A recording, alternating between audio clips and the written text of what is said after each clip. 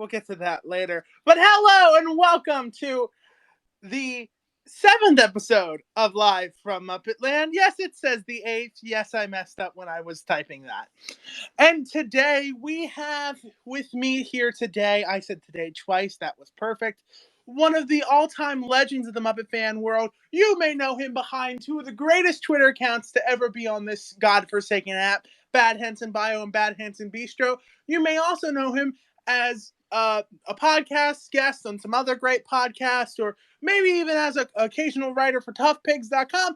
Please put your hands together for JD Hansel. Hey, thank you. Hey, Tori, you're not bothering me at all. Stick around, we're gonna rock! Woo! Yeah, we're gonna rock, definitely. I'm sorry for that. It's been on my mind this whole time since I heard it. Do you like to rock, JD? Sure, I don't know anymore. After listening to Kermit Unpigged. JD, I know I kind of gave you the full rock star introduction, but tell my listeners who you are. I'm JD Hansel. I'm the guy behind Bad Hansen Bio, Bad Hansen Bistro. Used to do Muppet podcasts and probably will again soon. I do some stuff with Tough Pigs. Again, there will be more there soon. I don't really know what else to say about me. He also wrote one of my favorite Tough Pigs articles of all time, Who is Jim Hansen? A great article. Look it up.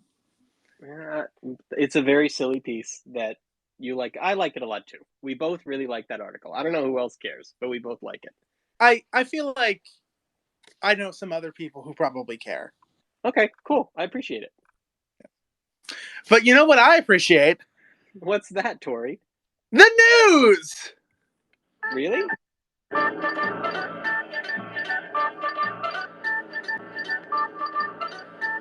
Don't you just love that Sesame Street News / theme? I mean, I'm nostalgic for it. Yes. It's whatever it is. I can't tell. I don't know what instrument it is. I don't know what I'm supposed to be hearing. It's very strange, but I really like it. I think it's supposed to be a riff on like the evening news. But here's the thing, where I live, my newscast doesn't have like a beeping noise. We have, this is a whole side tangent, the news affiliation for ABC in Philadelphia has their own theme song. Okay. All right. That doesn't seem that unusual unless it's like... It's very catchy. Okay. All right. I don't know what else to say to that.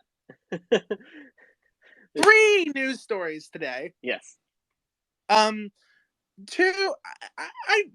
none of these are, I mean, there's some interesting stuff to be said, but not, well, we'll talk, right? Yeah. Right. Our first news story is kind of just an update on some stories that I've been following since the very, very beginning of this podcast. Muppets Mayhem Wrapped. Yay! Woo! I think on the very first episode of this podcast, or maybe the second, I reported on that the show had started filming. And then 2 episodes ago, I reported on there was an accident on the set. And today we're reporting that it's been wrapped. Yay! Yay. They did it. And so, do we still not have a release date? No, we do not. But I'll get to that in a second. Interestingly, Adam Goldberg tweeted out that season 1 was wrapped. So who knows what that means? Probably Interesting. So we'll probably get more information at D23, which is like Disney's Comic-Con. Yeah, they've got a panel there, right? Yep, they got a panel there. Great segues, JD. Thank you. I try. They got a panel coming up, and I think we should hope, maybe not expect, but hope for a poster, a new trailer, perhaps. Well, I said new trailer. We haven't gotten any trailer. A trailer, perhaps, but I think a release date is pretty guaranteed. When do you think it's going to release?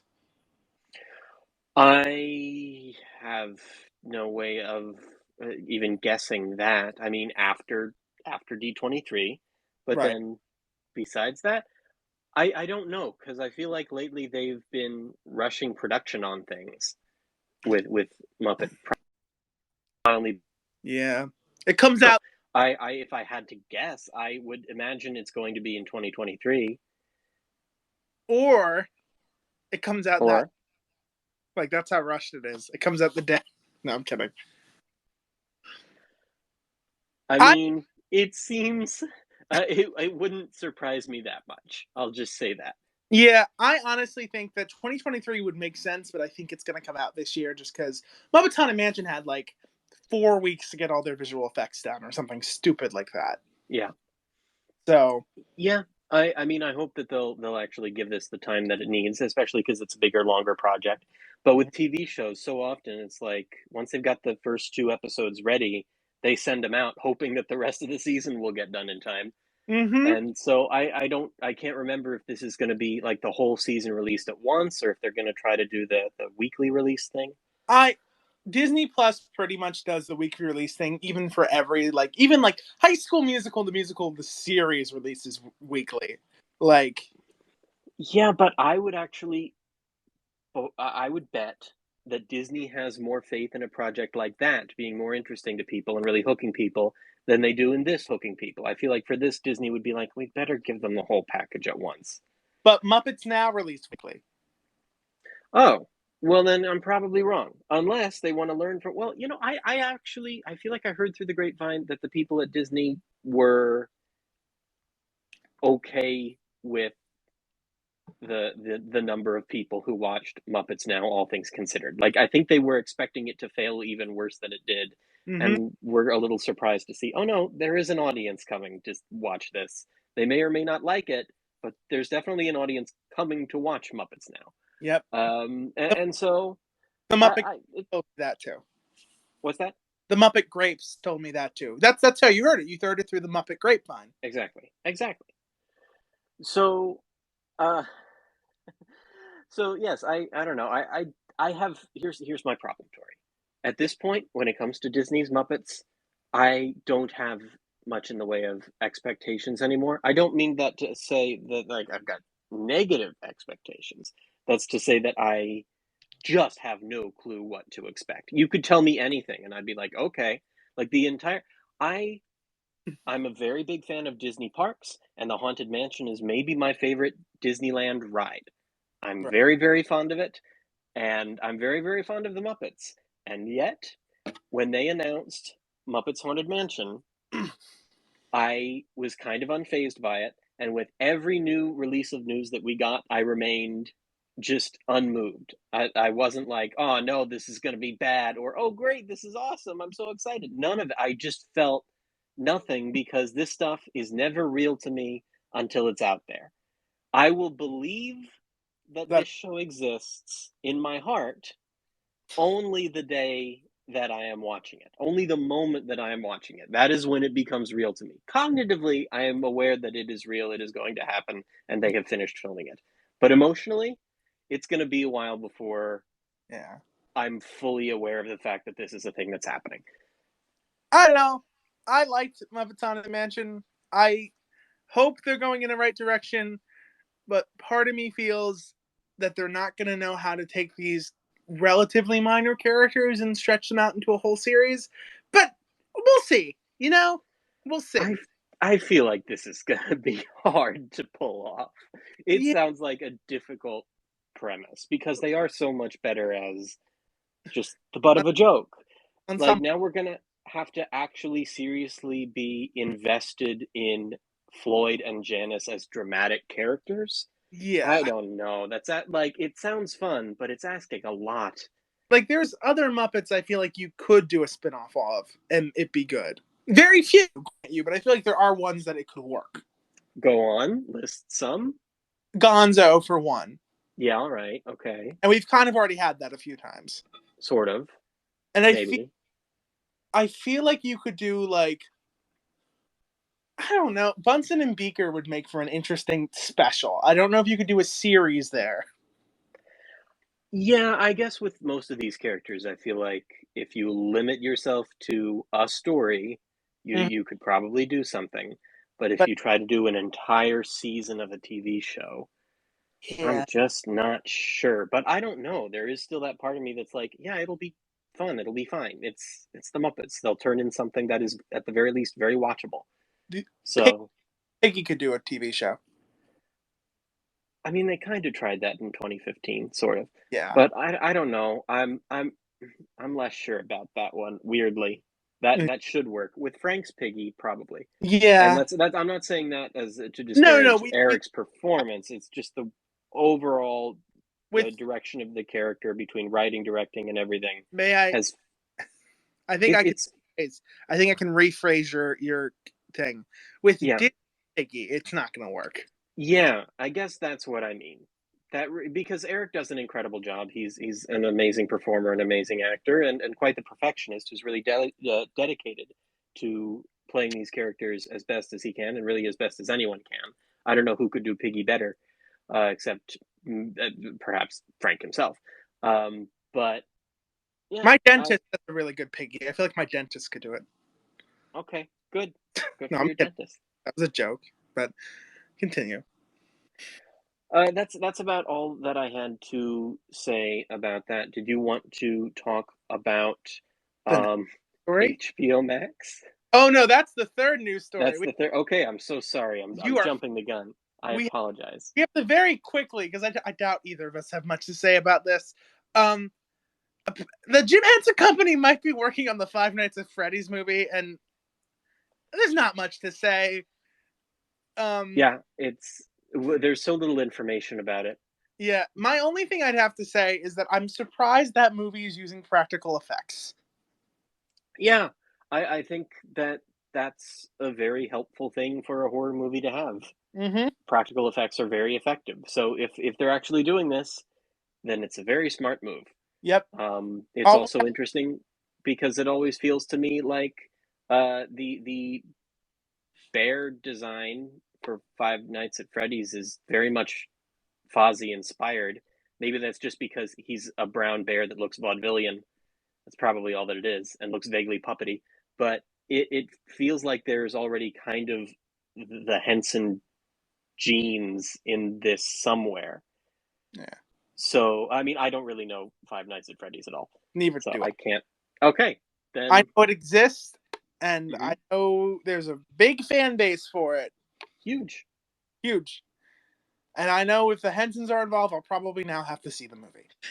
Well, I suspect that there are a lot of things that we skip that the Hensons are involved in Yeah. little ways like this because they're just doing some animatronics, which is great. It's amazing that they're doing animatronics for a movie. That's wonderful. I'm None so of again, it's great to see movies using animatronics.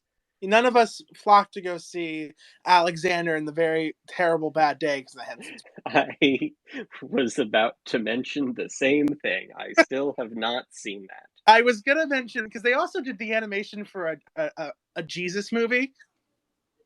That's right. Yes. What's it And called? The Star?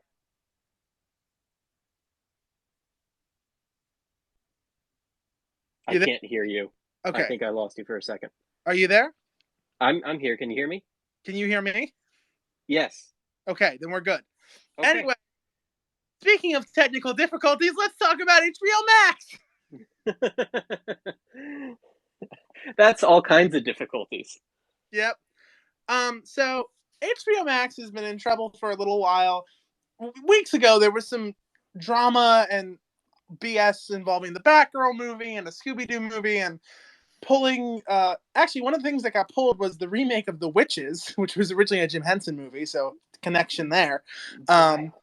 Yeah, but just yesterday, it was announced through Variety and Deadline and a couple other big Hollywood tabloid magazines that HBO Max is pulling 35 programs, mainly from their animation and unscripted genres. Now, you might be asking yourself, Tori, what does that have to do with Muppets? Well, included in that pull off is select Sesame Street specials and the Not Too Late Show with Elmo. Boo. Hiss. Kill them. JD, I don't know. you go I first. so I mean, I all that I can do is yell at the sky. Like I'm angry at the powers that be. I'm angry at big forces beyond our control making inexplicable decisions. It's odd for a few reasons. It's particularly when I first heard this, I assumed at first it meant they're just not going to make any more seasons of Elmo's show. Mm. But no, they're taking stuff that's there that can just sit there on their service because they made it and they own it, and saying, we're not going to host this on our platform anymore because we don't feel like it. The And the reason I've heard, real quick, which is Mhm. even more infuriating, is that they looked at what shows were not performing well and are taking them down so they do not have to pay residuals anymore. That's, yeah, that I think I heard something to that effect, something like residuals or rights or something. That's the worst. I, No, yeah, I mean, yeah, it's really bad. Everything at Warner Brothers is really bad right now. Is that a hot take? I don't think so. no, it's They're not. a very confused company. It's a very confusing situation. Yeah. So the question then on everyone's mind is everyone's minds, I don't know, on all of our minds. Uh what does this mean for Sesame Street? Like, where do those things go? If They don't. HBO Max still owns them, They don't. They go into deep corners of the internet. They go to Gavri. Gavri will still have them. they, yes. They're deleted from everywhere except the hard drive of the guy we know who has all media that doesn't exist. Yeah, so so much stuff that so much stuff is kind of going in the memory hole, And and that's disappointing. I should also state that on top of the Elmo show, it is some other Sesame Street specials, which includes a lot of things that are kind of interesting. Some specials we don't know which ones, but what looks to be on the chopping block is several specials they did in regards to COVID, Mhm. several they were did in regards to anti-racism. Really sucks they're taking those off. Yeah. Uh, a special that recreated the classic story, the monster at the end of this book, and the big special they produced to introduce Tango, Elmo's dog, are all probably on the chopping block. In a way, this suggests a change in the entire streaming game, Mm-hmm. because up until this point, it always felt like for anything that a studio wouldn't that can't be bothered to release on DVD because they don't know that it'll sell well enough, like the Muppet Show, eventually it's got to go on streaming because whoever owns it can just kind of keep it there and they don't have to worry about how well it sells individually. Now we're actually at a point where with stuff that actually affects us Muppet fans, but with who knows how much media, if it's not doing well on a streaming platform, then it could become inaccessible everywhere Which because it's only owned by the streaming platform. And if they don't feel like keeping it there because they don't want to pay any residuals, then that's probably the same kind of company that doesn't want to take the risk of trying to sell the DVDs. that sucks. And also, just for the record, Elmo, the Not So Late Show with Elmo, at least the first season of it, is one of the best things they've done in years, in my opinion. I respect your opinion, but I don't fully understand it. The show is not really for me. And That's that is perfectly fine. it's something that always seemed to me to be probably a good idea at the start. It was probably someone in the organization looking at Elmo's appearances on like Jimmy Fallon or Rove and Mm. going, "Hey, this is really good. There's really something here. What if Elmo had a talk show?"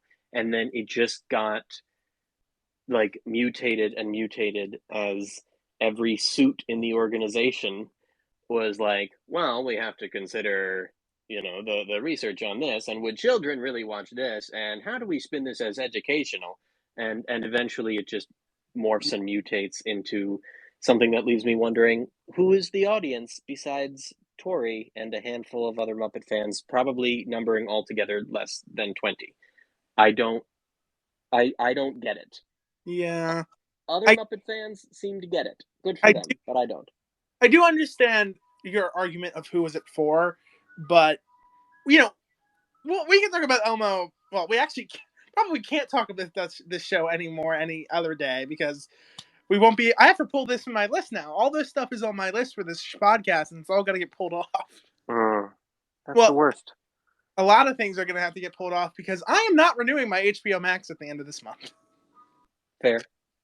And if you still do, no, do what you think you should. I just don't think it's worth it anymore. Because there's, on top of all the Sesame stuff, there's also some other really good shows that I like that they're pulling off. So, what do you think this means for Sesame Street as a whole, though? Should we be worried? Yeah, I don't know yet. It wouldn't surprise me too much if Sesame Street has just run its course. It's been, I know that's a really painful thought in a way, but it's been hanging on by a thread for such a long time. And if it is so lately, Sesame Street has not been, from what I can tell, the most popular children's show. It's also not very accessible to children anymore. Yeah, I think PBS still does the reruns, right? Right, but like, yeah, I guess it is still kind of accessible. But like, how many kids watch PBS? This is the question. It's unclear. The way to make it accessible, the modern YouTube the modern equivalent to PBS, something that everyone will just have in their home without necessarily having to pay for it, is definitely YouTube. And indeed, stuff that is on YouTube for preschoolers is what's doing really well, and yet they're not putting full episodes there. And I kind of get why. I do want to correct you. They have some, but not a lot. Oh, well, pardon me. Sorry. No. Thank you for the correction. It's just, it's hard to figure out how to make this financially viable in today's media market. And what I was trying to say before is, if they're not able to get by on their popularity, on kids just loving Sesame Street and eating it up the way that they used to, then to a large extent, they try to prove their importance. Like Sesame Workshop wants you to know that they're valuable because they're providing resources, they're helpful, they're thinking about how to help parents deal with difficult conversations with their children about racism and COVID.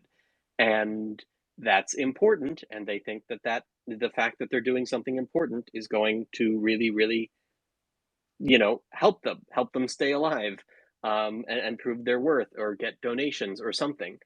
And if that's the stuff that's just not doing well and that HBO Max is deciding isn't valuable, then I'm not sure what else Sesame Street has going for it right now to prove its value. If it doesn't have popularity going for it, there's not a whole lot left apart from the fact that I really like it. That's the one thing. And they haven't called me yet to get my opinion. Also, for the record, I'd like to apologize. Can you hear that ice cream truck in the background? I absolutely can hear the ice cream truck in the background. So what are you going to get? I'll take 2 fudge ripples, one for me and the one for my friend. And can I get a dragonfly for the frog? Thank you. Good. And now we've done that. And I would like to apologize for that for probably the next 5 minutes. There's nothing I can do about that.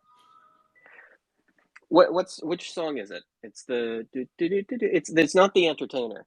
No, it's there are words to that song, The Entertainer. And now I would like to speak them at you as Ralph plays the song on the piano. Yes. And then we're gonna have Miss Piggy do it very sexually later. Uh-huh. Oh yeah. But we're not here to talk about the Milton Berle episode of The Muppet Show. I tried, folks. I tried to save you from what we're actually talking about today. We are here to talk about the 1994 classic and the reason Jim Henson Records does not exist anymore. Unpigged! I was really surprised when I saw this was the last one. This was it for Jim Henson Records. So first off, let's briefly talk about what we're not watching. Yes.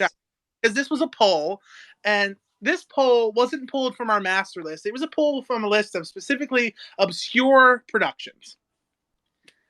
Correct. Right? Yes. Yes. Sorry, my mic was off for a second. No, you're fine. So we are not watching Lighthouse Island. Aww. JD, I'm going to ask... Oh, wait, crap. I forgot to ask you an important question. Real quick. JD, before we get into our main thing, I must ask you the question I've asked every single one of my guests so far. This time, though, it's very appropriate for you. Yeah. Who plays Jim in the biopic? Steve Whitmire for the first half of the movie and Matt Vogel for the second half of the movie. That is the funniest and only answer I will accept. Anyway, Okay. JD, have you? I'll be honest with you. I have no idea what Lighthouse Island is about. Do you? I feel like I probably started watching it once. Maybe I've even seen it in full. Part of me feels like I've seen it, It's but only it's just it's only deleted from my memory. probably. It's It's very the second half of a Jim Henson Hour episode, right? yes, it is.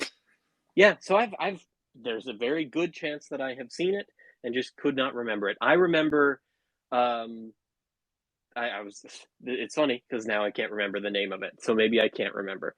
The one with the animatronic dragon. That's Monster Maker. Monster Maker. That was great. I really like Monster Maker, but I can't remember much about Lighthouse Island at all, except I'm pretty sure there's a lighthouse, an island, and I want to say a Jerry Nelson on-screen cameo, maybe? I want to say you're right for all three. Okay. We are also not watching Cartoon All-Stars to the Rescue. Have you seen that? That I have seen, yes, of course. That is the anti-drug special with the Muppet Babies in it. God, I would have talked about that one day. That is such an artifact of the early 90s. Yes, it's so strange. I feel like I wanted that to win so bad. how do I, very interesting if you covered that somehow in relation to the Earth Day special. Even though the Muppets are barely in the Earth Day special. The YouTube, but like 2 years ago? No, not that one. The Earth Day special from 1990? I Or don't, is it 90? Yeah, I think that's right. I don't know what Roughly. you're talking about. There was a big Earth Day special in which they got every celebrity and loads of fictional characters. It Okay. stars like Robin Williams, I guess, is one of the main characters, and it opens with Bugs Bunny, and then, or maybe no, I think it opens with Danny DeVito. Yeah. And Rhoda. Special 1990.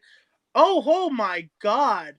Have you just seen who's in it? The entire cast of Cheers and The Cosby Show, Elon Sprangler, Neil Patrick Harris, all of the Golden Girls. Yep. Jim Henson was Kermit at this point. Bugs Bunny, Porky, and Tweety are there. Don Pardo is there. Yep. Oh my. So yeah, it's Kermit and Robin are in it for a few seconds. They're on, I think, the swamp set from Muppets at Walt Disney World with all the same frog puppets in the background. So it's worth checking out for the Muppets thing and then skimming through it for the cameos. But I tried to watch through it recently and it's kind of unwatchable. But it is one of those other things where it's like in that time you could have Kermit and Bugs Bunny in the same thing and it was fine. And I'm very fascinated by that era because you would also not too, sort of around the same time have Kermit and Mickey interacting both in Muppets at Walt Disney World and in Disney World stage shows. What stage show is that? That's related to what we're talking about today. It is? It is. God, I didn't do research. The Muppets, I want to say. Is that what it's called? Well, I'm frantically typing into Muppet Wiki. Quick, the third thing we are not watching today is the warped version of the Dark Crystal, which I know you're happy about because you said it would bore us to sleep. Probably. I don't know. I could watch that. I don't dislike the Dark Crystal. I know you don't, but I've got issues with it too. I don't love it either. Okay, how do I find this? I'm gonna stall or host or something while I try to find the connection that I was looking for. Stall. Well, in 1994, the Muppets were in a very interesting place. It were 4 years past the death of their fearless leader, Jim, and for some reason, they decided to come together to cut an album. That album is, in my opinion, the greatest thing the Muppets have ever done. Except it's not. That's a joke.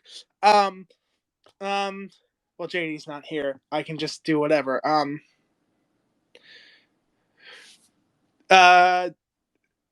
It's time to meet the Muppets. I don't know what to do. Stop.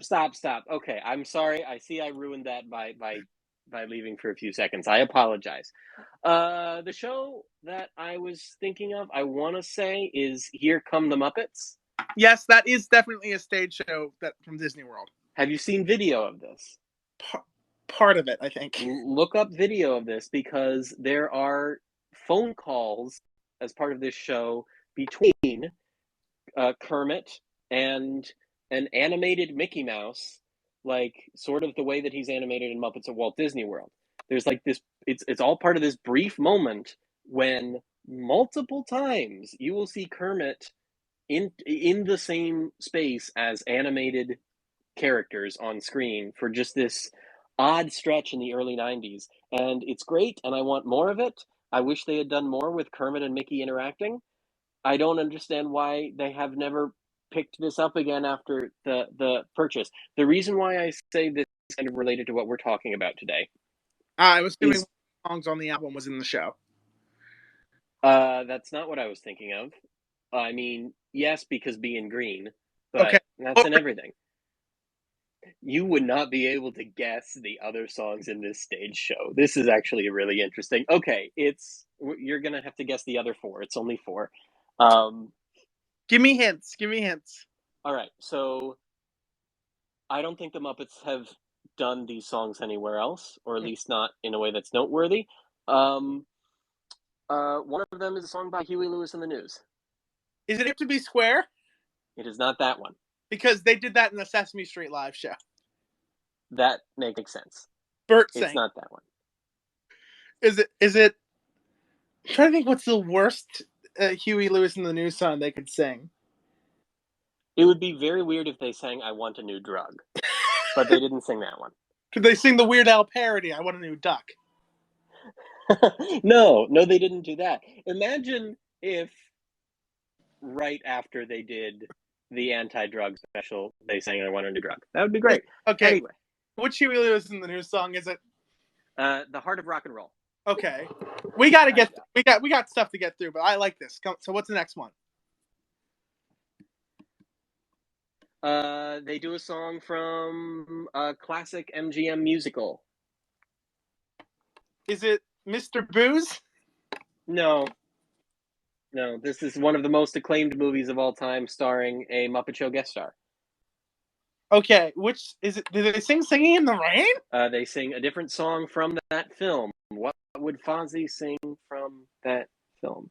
I haven't seen Singing in the Rain. I know I just sinned. Well, goodbye, everybody. It's been fun. I gotta go. Is it Good Morning, Good Morning? It's Make 'Em Laugh.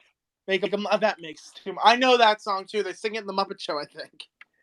I can't very easily. They probably do make them laugh at some point on the Muppet Show, right? In episode 403, the Shields and Yarnell episode. I'm not sure I've seen that one. That's on me. Dude, don't. Okay. Anyway, the reason I'm up here, the other songs are, I don't even know how to give hints for this. Personality by Lloyd Price, and I already said, did I already say Shout by the Isley Brothers? I thought you were going to say Shout by Tears for Fears. I mean, that would have been great, but no. Okay. Anyway, the reason I bring this up, the connection is, guess who connects Kermit's calls to Mickey Mouse and Miss Piggy in this show? It is Lily Tomlin playing the same character, Ernestine. Let's talk about Ernestine. Ernestine is the telephone operator. Oh my God, she's a recurring character. Yes, you didn't know this? No. So she is Lily Tomlin's character from Laugh-In in the 60s. And Lily just kept playing this character in everything else. So she's in a bunch of Sesame Street episodes, features prominently in one of my favorite Sesame Street things, Sesame Street Stays Up Late, which has another title that's like Sesame Street celebrates New Year's Eve around the world with all their Muppet friends from every country. Whoopee. That is one of my favorite Sesame Street things, too. You're not alone in that. It's delightful. It's delightful, but we're not covering that. No. What are we covering? Well, cover is the appropriate word for it. It's the Muppet Covers album, Kermit Unpigged. Yes. But before we listen to the album, what did we watch? You made me watch the promotional video for Muppet Classic Theater and the music videos, plural, for She Drives Me Crazy. We will get to the music videos when we get to She Drives Me Crazy. But first, do you have any thoughts on that trailer, like, at all? Yes. First of all, very strange that they seemingly only put it on the Muppet Classic Theater VHS, like really banking on that tape selling the album well, like the selling enough that it would be a very good place to put your big promotion for the album. That's weird. That's so strange. I think it's strange that Gonzo is delivering a Muppet Newsflash, which is very telling of how unsure they were of how to recast a lot of Jim Henson's characters, because otherwise that would just be the newsman. I like that Gonzo repeatedly says the recording industry. Like, he really emphasizes dust in industry. And there's an announcer in that promo who is not recognizable to me. I don't think it's one of the Muppet performers.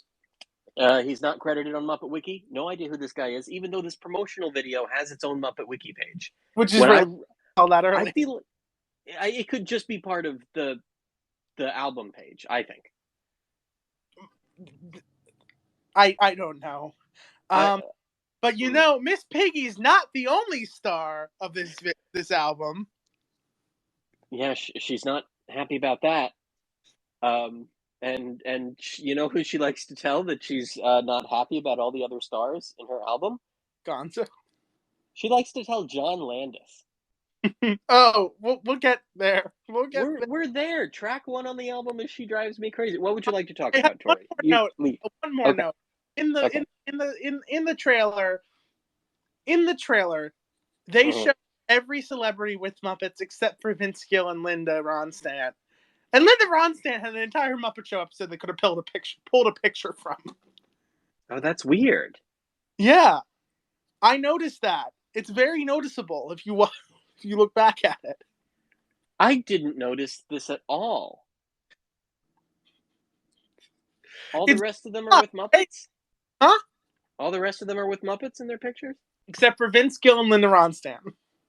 So strange. Yeah. And Linda, they could have literally just pulled a clip in that episode. Huh. That's weird. All right. Shall we get into the worst song in this album? Maybe it is the worst song on this album. I don't know. Let's go ahead. Let's jump in. Jump in. At the 40-minute mark, we're finally getting to the actual album. Oh wow, we've been talking for a while. All right, yeah, let's do it. Let's do this. For a while though, right? Yeah, I've got all the time in the world. Okay. So, you want to real quick, so Lily Tomlin is in she calls in the one line of the prelude to this song I want to mention is Gonzo tells Fozzie not to go to the bathroom, which I thought was kind of funny. Because he thought it was the Bears room. That's one of Fozzie's 2 lines on the entire album. Yeah, where is Fozzie on this thing? Frank didn't want to do this. That's the impression I get, and yet he has to do a lot with Piggy. But I do think when he's playing Piggy in this, I mean, he's also Animal on this. He does 3 characters. He's clearly very involved to a point. Mm-hmm. But when he's doing Piggy, he's just doing so many Frankisms. Like, there is one point in one of the songs that we'll get to when he has Piggy just shout, "Yeah, whatever!" And I feel like that's Frank's attitude about a lot of this, and that is fair. So, I should start. We're not going to go full muppeturgy on these songs, but I do want to give just a little bit of background on each of them. Just a taste. Please. She Drives Me Crazy is a 1980s pop song, and the most recent song of the time as this album was recorded, except for the original. We'll get to that later. This song was originally by Fine Young Cannibals, and in this album, it's performed by Fine Young Kermit Bulls. Eh? Okay. You're welcome. Okay. You're welcome. One of my notes is I just wrote, I don't like this song. Okay, that's fair. That's fair. The other I note, mean, and it's a joke. It's really funny. I wrote, Miss Piggy is totally phoning this in. ah,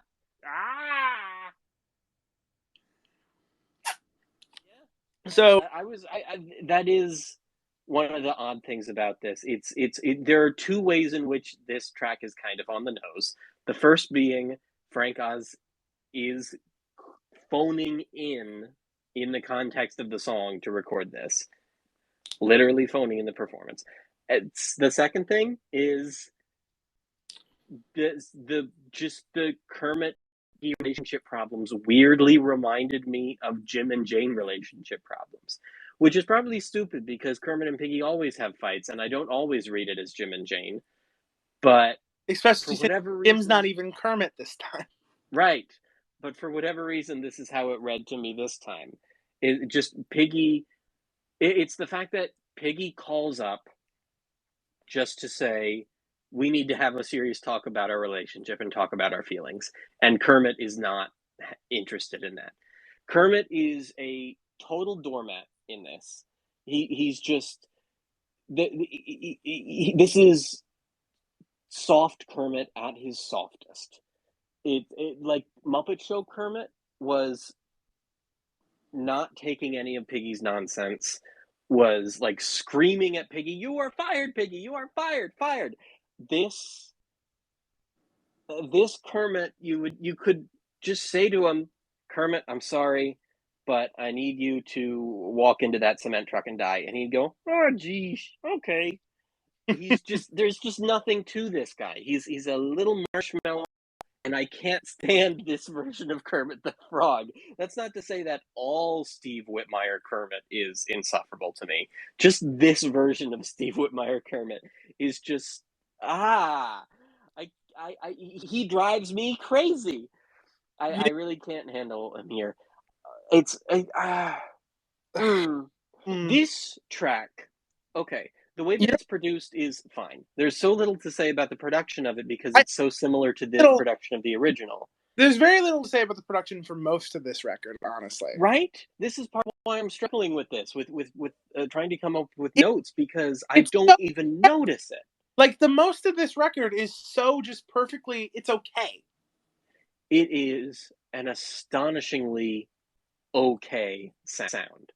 The other thing I want to mention about this song, particularly before we get to the video, which God, we'll get to the video. I do not want to think about how Miss Piggy's clock is ticking. Yeah, and that's not in the original song. That's probably another Frankism. And this is setting aside the song "She Drives Me Crazy," which I think in its original recording is an okay song. It's you can tell that it is co-produced by Prince. It has Prince's fingerprints, haha, all over it. Don't fingerprints. Yeah. Okay. But what's frustrating to me here is from the beginning that you are in for all of the problems that come with Muppet albums. Like everything that frustrates me about the Red and Green album or whatever the heck they called it, about Muppet Beach Party, it's all here. Now, all the problems are here. Do you like Old Brown Ears Is Back? Yeah. Oh, good. Great okay. album. Great album. All right, continue. Great album. But that works because it's Ralph at a piano. It's just you and Ralph, and when he jokes around, it's charming, and it feels a little bit more in keeping with sort of like a lounge singer kind of thing, where he's just making some little remarks off the cuff. I don't know. It just works. It just works when it's just Ralph. But then when it's a bunch of Muppets together and they're all just adding needless chatter and dialogue, needless plot stuff, attempting to make jokes, it's so frustrating. And here it's particularly bad because you've got one track one, the song that they promoted so heavily, very much having this, we'll get to that, having this long talky intro on the album where they have all these characters. They have Lily Tomlin. Like, first, make that a separate track. Secondly, I was shocked that it was all one track because when you sent this to me, I was getting all tracks put together as one YouTube video, and I didn't know where the breaks were. I could have sworn there was quite the track break between the beginning and when they do She Drives Me Crazy, because Lily Tomlin suddenly sounds different. Like, everything just completely changes in tone. It feels like you're at a different point in the story. Like, the tracks got shuffled around on the album somehow. But no, it's just a very disjointed album in which none of the tracks fit together. Nothing sounds continuous. And it's like, why did you make this narrative to string everything together if it wasn't going to feel strung together? I'll say this, though, before we get to the music video. I'll say this. My last few notes before the video are three things. One, I like when Lily Tomlin says, you walk down this hall, take two lefts, a right and a left. When you can't go any farther, turn around and you're there. That was funny. It's a good line. That's a Jim Lewis line, I think. And her delivery is... I don't understand why Piggy is calling the studio when she's running late and not being like, oh, I'm running late. I'm sorry that I'm running late. I'll be right there. No, she's calling the studio seemingly oblivious to the fact that she is late for her own album that she thinks she's the star of. Just saying, Kermit, we need to have a talk about our relationship. It doesn't make any sense. No, just narratively, this makes no sense. It feels so disconnected. And during the song, this is my last note, Piggy yells, among other things, "You're driving me bazongas!" Word for boobs. Doesn't mean crazy. That doesn't mean bonkers. If you look up the definition, it's just slang for boobs. So, thank you, Frank, I guess. Oh. And there's no way that was scripted. That's not Jim Lewis. That is Frank Oz being ridiculous and probably not thinking it's going to make it onto this children's album. But it's here. Is it time? Yeah, it's time. So, first, this video is... There are three versions of this video. The best is the one the best, like there's a good version. The best is the one I originally sent you. Yeah. It's the most to the point, it's the shortest, it's the least Ozzy Osbourne. And it doesn't have a great director not being a good actor. I love John Landis. He performed in the Muppet movie, and he directed... Oh God, what did he direct? But did he direct Blues Brothers, Spies Like Us, An American Werewolf in London, Trading Places? Yep. Okay. Well, infamously, that makes sense. Why Richard Hunt was in that movie now? Yeah, well, Landis was a very, very big fan of Jim Henson and the Muppets, and seemingly had very good connections with Jim and with Frank. He put Frank in a bunch of his movies, and Jim cameos in one on screen. In the Blues Brothers, there are a bunch of Muppet references. Anyway, not a bunch. There's an interesting scene in a store. Right. That, I don't know, watch the Blues Brothers. That's all I can tell you.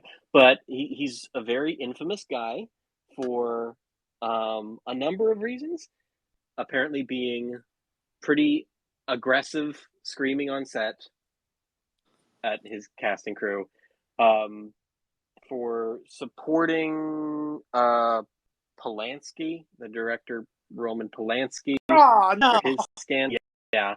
And Landis is also disliked for the infamous helicopter incident on the Twilight Zone movie that killed people. Yeah, that was also Landis. Okay. So this is the trouble with him. He's a great director. Lots of lovable movies and lots of Muppet Henson connections. I think he's in Muppets Take Manhattan. Isn't that him in the Bafo Lenny, Sacco Lenny scene? I think so. I haven't forever. I'll say yes. It makes sense for him to be here. I totally understand why it's Landis in this, because he also directed famous music videos. I want to say he did... What did he do for Michael Jackson? Did he do Thriller? He did Thriller. So, yeah, it makes sense for him to be in the version... Real of the quick, video that he's in. This video, do we know if he actually directed this video? Oh, I don't know. I'm going to look this up on Muppet Wiki right now. I can't. See, I have that page up, and I can't see.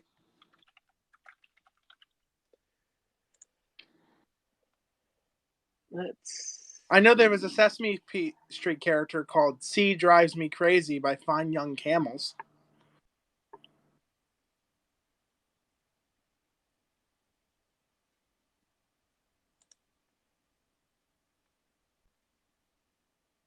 Yeah, I can't.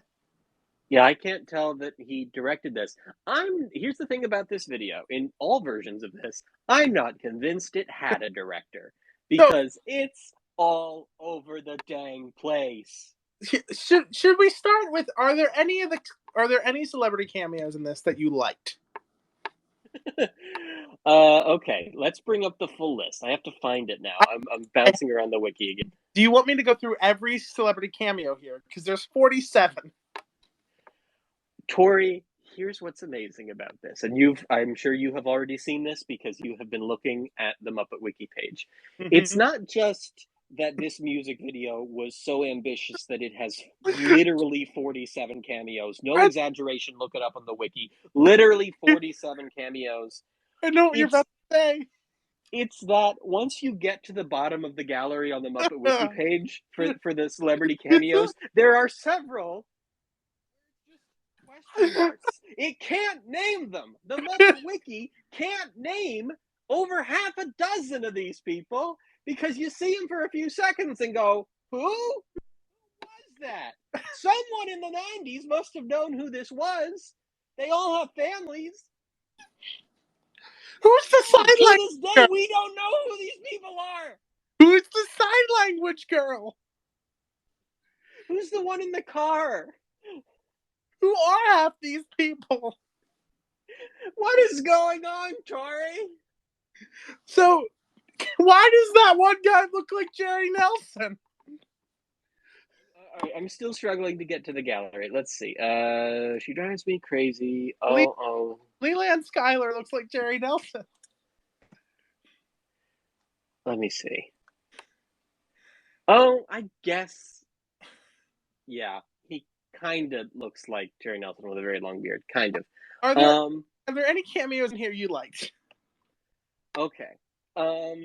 I don't understand the Clifford cameo. That's very strange. That Clifford is a celebrity cameo in this before Muppets Tonight. It's like when Big Bird was the celebrity guest on an episode of Elmo's talk show.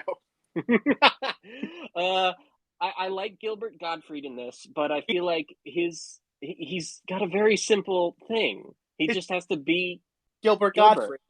Yeah, he just has to do his thing. Same thing with Casey Kasem for me. I like that one, but he's just being Casey. Yes. That's my favorite one, actually. Kasem at the end is my favorite. Conan O'Brien is actually in this. Yep. He's having a good time. I appreciate that. Stupidly, I kind of appreciate the Leslie Nielsen one, even though I shouldn't. That's the one where they add a fart sound effect, which is not usually my kind of joke. I find Kevin Pollak kind of charming in this. I actually really like the Phil Collins thing. I think it's stupid. I like it. Here's why.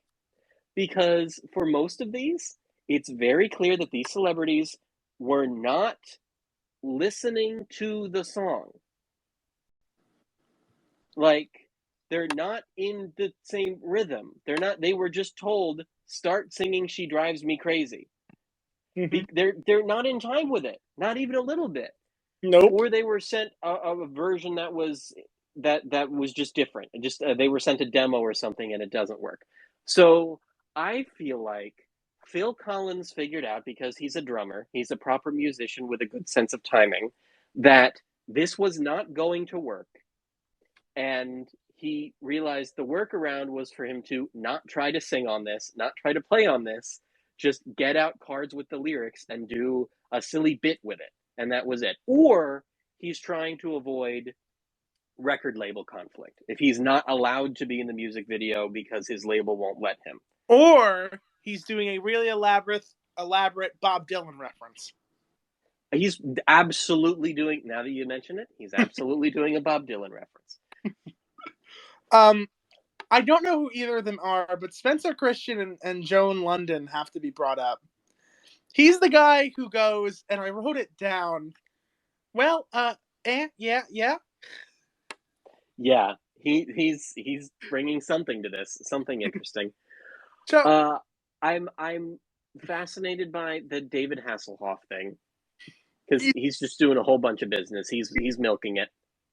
He's clearly just on the set of Baywatch, and Demi Moore and Bruce Willis are clearly just in their house. That is by far and away the stupidest cameo in this, because these are probably the biggest stars in this video, maybe. Whoa. I'm sorry.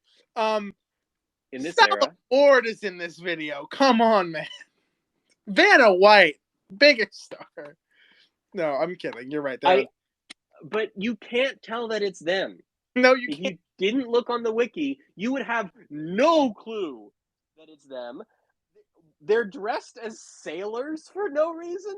Like, you say they're in their kitchen, and I agree, they're in their kitchen, but I don't think it's their kitchen in their house. I think it's their kitchen on a boat.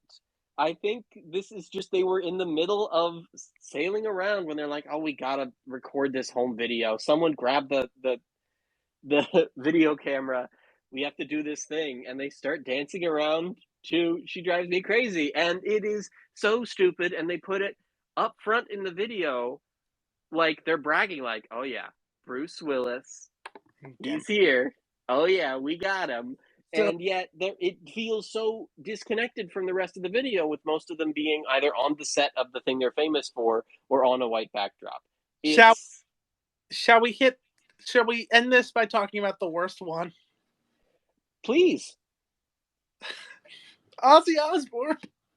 Why? I mean, and it's not his kind of song, but he's having a good time with it, making the most of it, being a weirdo. I kind of appreciate it. And he's also the only person on the album and in the video. Yes, that's especially strange. He feels out of place in both. We'll get to that. Very much so. We'll get to that at like the 4-hour mark of this podcast. How quickly can you name the one Muppet Show guest star in this music video? I only know it because I'm staring at him right now. It's Lou Rawls. Yeah, that's fascinating to me. Because I'm currently binging Muppeturgy, and I'm actually on his episode. So good podcast. Listen to it. Really good podcast. Love that show. Yes. They would never make me listen to Kermit Unpigged, Tori. Hey, listen. You could have tried to rig the vote and get us to watch the cartoon thing. I guess I could have tried. You have friends. Like cheating. Sure. Okay. Fine. Could have created like 1 million bot accounts. You know he has the power. So, are we going to talk about the variant videos for this? Because what I think is particularly funny is, first you sent me the most stripped down, tolerable version of this video, and then you sent me a message later, just today, like, oh wait, there's another longer version we have to talk about. And then, last minute, 6:41, I sent you a message saying there is an even worse UK variant of the music video. And notice I didn't say UK version. I said variant as though it's like a new strand of this virus. Like the She Drives Me Crazy video just keeps multiplying and spreading. With 2 more cameos of people who both do not have their own Muppet Wiki page. Again, the ad for this album has a Muppet Wiki page, but these 2 people do not. Who are they? Cal Cooper and Gloria Hunniford? And Gloria brought a banjo to a song that has no room for a banjo. I assume Cal Cooper was some like European Jonathan Taylor Thomas. He's wearing a shirt that says, I'm made for a better world. Okay, buddy. Sure. All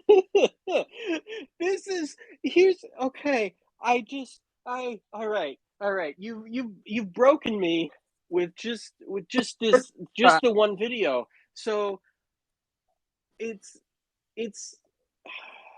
in the extended version, in the version that has the whole framing device, Mhm. where the framing device is they're Right. with the record label. This is for the listeners.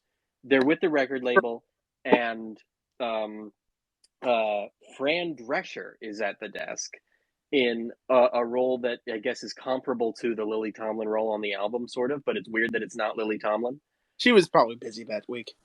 Yeah, good for her getting out of this. Um, but then Fran, like so many of these people, is just so 90s. Feels like one of those people who, like, in the first 5 years of my lifetime, was a very, very, very, very famous, inescapable person on television who everyone thought was really, really funny, and she would not be relevant by the time I was 10 years old. And and the idea is they're for this longer version, they're just she's brought in John Landis, who supposedly directed the video, to show Kermit and Piggy the video, and they make some comments, and where he's like, uh, she owed me a favor or something like that, and Piggy is like, why isn't it me? Like And the all whole time, it's just Piggy going, why am I not in this? Why is that someone else and not me? for the record, in the UK version, he says those comments about different people in each. Mm-hmm. Yes. And the other thing about the UK version is you hear more of the stuff from the album badly copied and pasted over from the album version of this song, badly copied and pasted over the music video version from the other, as suggesting to me that maybe for the UK people that they added just for the UK audience, they were actually playing the audio on set and couldn't edit it out. But maybe not. I don't know. I can't figure it out. Again, for most of this, I think that the people singing "She Drives Me Crazy" in this genuinely were not listening to it at the time and were just told send something in, which reminds me very much of the infamous Imagine video with all the celebrities just singing in different keys, in Oh different my! time signature, not time signatures, but you know what I mean, different beats per minute, whatever you want to call it. They're all different speeds. It doesn't match. This feels like it is the 90s Imagine, and it's a Muppet music video with Clifford in it. Can we? And it's She Drives Me Crazy, of all things. Shall we move on? Let's try. Let's see what happens. Let's see if I can, ever. I So might be on this for the rest of my life, Tori. our next song is from the '60s, originally by the Lovin' Spoonful. It's "Daydream." Great song. Great song, sung by country singer Vince Gill, who is best known for his work with the band Pure Prairie League. I was wondering why he mattered. Yeah, he's a country guy. I was talking to my mother about this morning, and she was like, "Oh yeah, I know Vince Gill. He's a country guy. You know, he's in the Thank country. God he's a country boy. Yeah, he's in the Country Hall of Fame. He would go on to sing a Christmas song with Miss Piggy. You know, that kind of guy." He also, I think, came up with the name for this album. Yes, I have that written down. So sorry for stealing that from you. He May I, since you brought it up, do you like the name of this album? no, Thank you. I don't know. I mean, I guess it's okay. It's technically a pun, But it doesn't make any sense because Piggy is on it. and because it's not even an Unplugged album. And it's not even a Kermit solo album. There we go. On 3 accounts, a title with only 2 words in it is wrong. And for the record, before I started listening to this for this podcast, I thought it was a Kermit solo album. I think I had misremembered it as being Kermit does duets with a bunch of different artists, and not as all of the Muppets who have performers at this time have arrived at a recording studio to run around and interrupt other people's recordings and not really help them very much. I feel like this recording of Daydream is pleasant. The original is kind of perfect, so they can't really top that, but it is pleasant. I wrote Kermit for what's that? I wrote nice song. Yeah, that's the thing. I just have a note that's just pleasant with an exclamation point. But if Kermit is here, I think he's got to be doing more than just the scatting near the end. It sounds nice. I like how he scats, though. Hey, he does Yeah. more than he does with his own song. Yes, we'll get to that shortly. But this is definitely the era where Steve decided that Kermit's thing is he scats, sort of like Wembley, but not. And so he just at even though he's not doing much in this song, at the end he does start going and does that for a while, and it's nice, it's pleasant. But where is his banjo? There's no banjo really on this album, is there? If if this song had been Kermit sits down on a log and starts playing the banjo, and Vince Gill joins him with a guitar, and it's very stripped down, and each of them is bringing their part to this, then it could have been really good. But as it is, it feels a little overproduced, but also underdone. Yeah. Any other thoughts on this song? Not really. Yeah, it's very pleasant. Our next track, I feel like, yeah, that first track, it took us 40 minutes to get through. The rest of these we're gonna. Oh yeah. Yeah, not well, except for one, there's one I think we've got a lot to say about. This will be fun. So, but this song's pretty pleasant. It's on Broadway, which when I saw the title, I was like, I don't know that song. And then when it started playing, I was like, oh, that song. Mm-hmm. It's a great song. Yeah, it's a good song. It's originally from the 1960s, like most of these songs, and it's by the Drifters. And George Benson is an R&B singer who is best known for the song On Broadway. Yes, he's famous for a few things. He's very good. He does sort of a jazz fusion thing with his work, and I've always liked him. Everybody does, and I think that this is is this the only time when they have an artist come on to do the song they're famous for? Yeah, well, unless Jimmy Buffett's really known for doing Mr. Spaceman. Nope, that's not his song. That's the Byrds. Yep. No, I know. I was making. Anyway, before the song actually starts, I kind of miss the Rats and Clifford. I see, and I don't think of them as a pairing that needs to exist. I just miss them both. Oh like, yeah, individually. Rats, and I miss Clifford. Yeah, but it's weird having them together. There's no reason for that. But I miss both those characters. Yeah, sure, fine. I don't know that Rats really add that much to an album. Yeah, but I meant in like modern day Muppets. So yeah, yeah, they should use Rats all the time.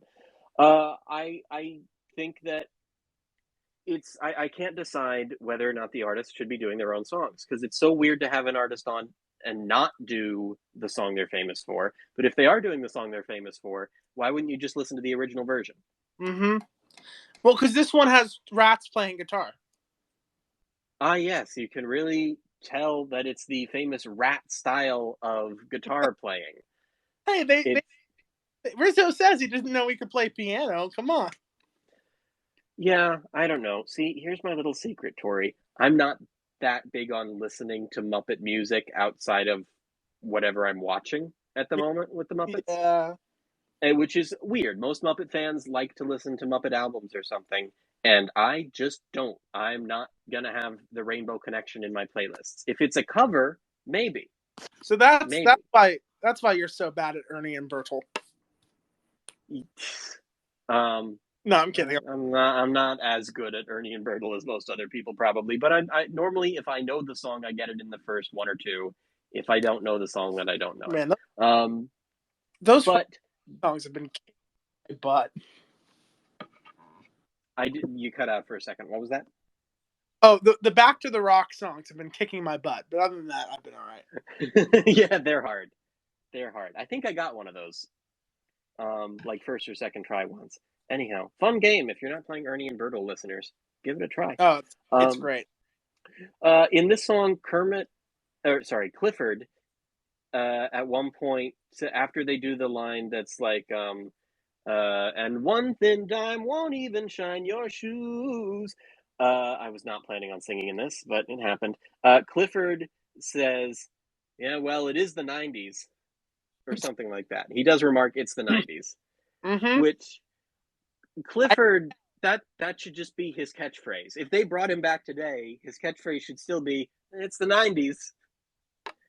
Because that's Clifford's thing. He's the 90s. Like, there should just be posters of Clifford that just say, it's the 90s.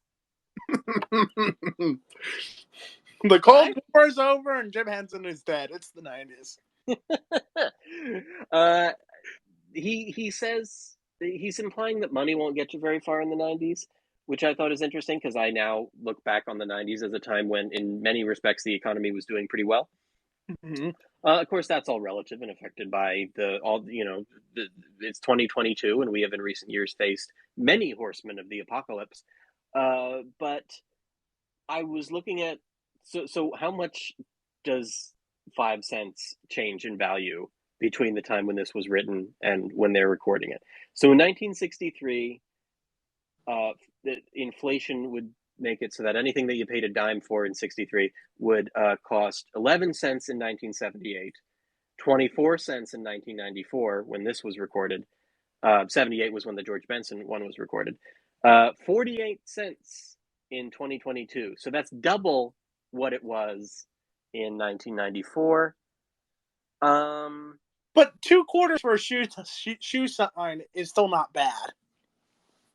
Yeah, I mean, if that's true, if that actually works, if I can get someone to shine my shoes for 50 cents, then I'll say, okay, you can try it. I don't understand how shoe shining works because we don't do that anymore.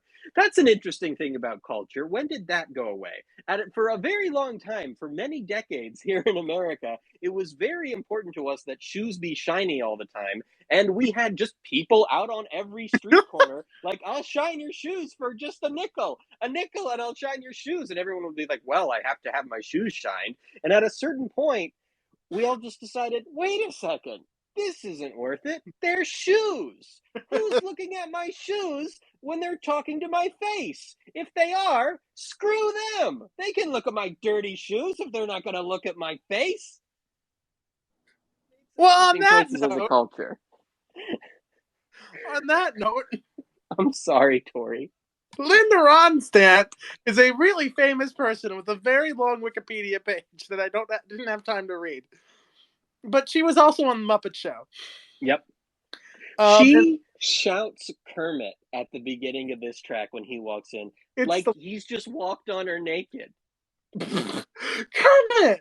Linda Ronstadt! Like, it all sounds like they're on, like, it all sounds like Family. I don't watch Family Guy that often, but like it sounds like a sitcom when a celebrity walks in and you expect there to be applause.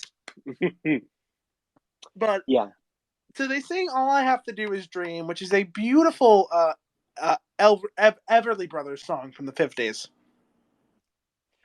That's right. It's the Everly Brothers.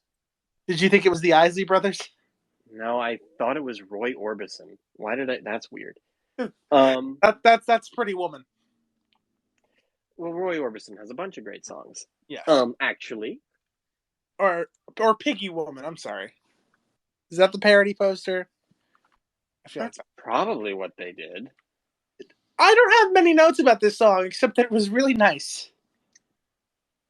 I am looking up things.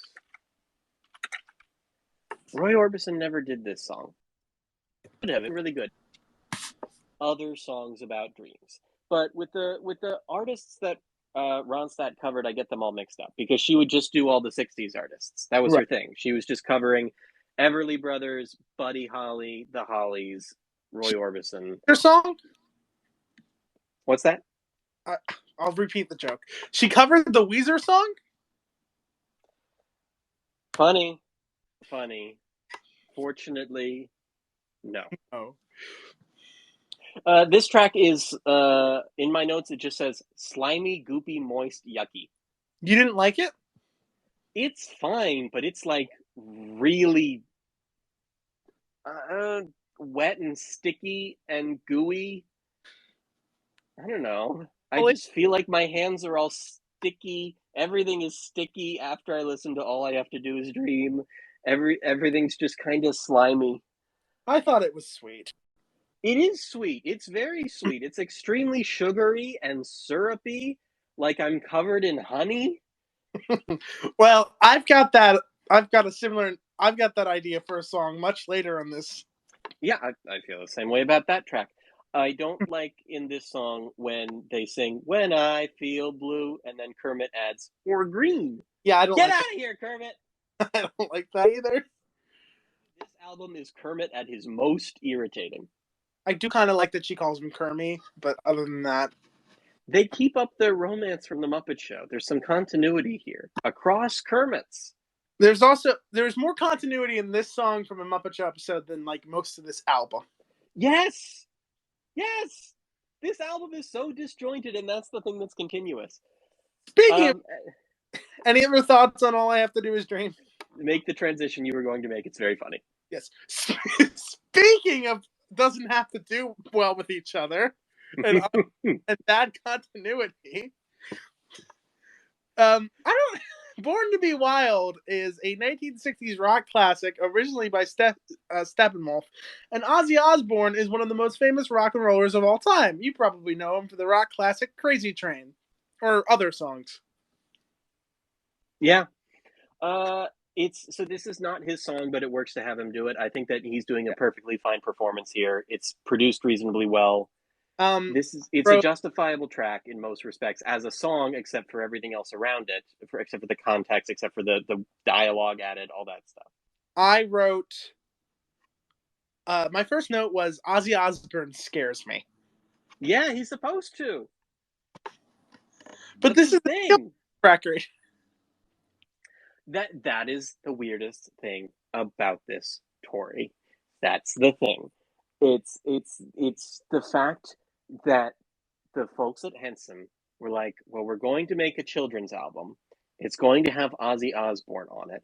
Oh, so it's like a rock album for parents who were into classic rock in the 70s, and now that it's the 90s, they want to find a a child-friendly way to introduce that to their kids. No, he comes on after Linda Ronstadt. This is an album for the people at the intersection of the Venn diagram between people who are into Linda, who are into this.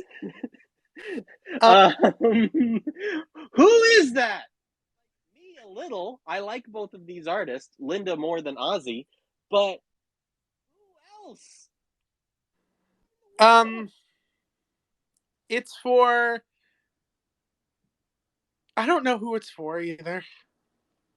Yeah, it's so confusing looking at an album that's like Linda, Ozzy, right next to each other. It makes it difficult as an album, as a playlist. Like if they released some of these as singles, then fine, you'd know what to do with them. But it's just, when am I going to be like, I want to put on an album in which I'm going to hear Linda, Ozzy, and Jimmy Buffett back to back. I want that as an album experience, and I want Muppets constantly interrupting their songs. Yeah, real quick. Piggy does not work on this song at all. No, it makes no sense. The thing about having Piggy here that I like, and this could be any other character, but it works well with Piggy because Frank is so funny with her, is just that beginning part where Ozzy's like, "Oh, Miss Piggy, you're not bothering me at all. Stick around. We're gonna rock!" And she goes, "Ah!" That's the funny thing, is her scream, that "Ah!" when he yells rock. He's just such an intense man. Like he's different from Alice Cooper, his contemporary, who they just talked about on Muppeturgy. Because Alice Cooper's whole thing is he's playing up this extravagance and this intensity and this really wild hard rock metal thing with the Halloween monstrous, and then when he talks, he's just kind of a boring guy from the Midwest. Yeah, that's the funny thing there. Watch Rain's World. That explains it. Mm-hmm. And that encapsulates the thing about Alice Cooper that's so interesting, is that it's also artificial and explicitly so. Whereas with Ozzy Osbourne, the whole idea is just that when he wakes up in the morning, a minute before his alarm clock goes off, he's just going, "Wah! Wah!" and then immediately jumps up and runs to a guitar and a drum set and starts playing both at once, screaming. One of these men has their own TV show where they hunt ghosts, and it's not Alice Cooper. So yeah, I don't understand who this is for. Miss Piggy is a bad fit for it. At some point, Frank is going, "Can you stop spitting?" And then the ending is miserable when he's like, "Give me a kiss." I immediately forgot after listening to it the other day that was there, and when I heard it today, it was just like, ew. Oh, And of course, Miss Piggy tells him off. She's got boundaries, good for her. But I do wonder, like, what if instead of Piggy being with Ozzy Osbourne, it had been Piggy with, I don't know, someone who's like a romantic lead who she'd actually be interested in, because then it would relate to the romantic plot line somehow. But I think the reason why it's Piggy and Ozzy Osbourne is because they probably only got Ozzy to agree to do the album if he got to be with whatever Muppet he chose, and he probably said, "I want to do a song with Miss Piggy because that would be funny." do you think they all did that? Do you think George Benson was like, "I want to be with Clifford"? I don't know. I mean, I don't know. I So, don't. I don't want to consider that any longer. so any other thoughts on Born to Be Wild?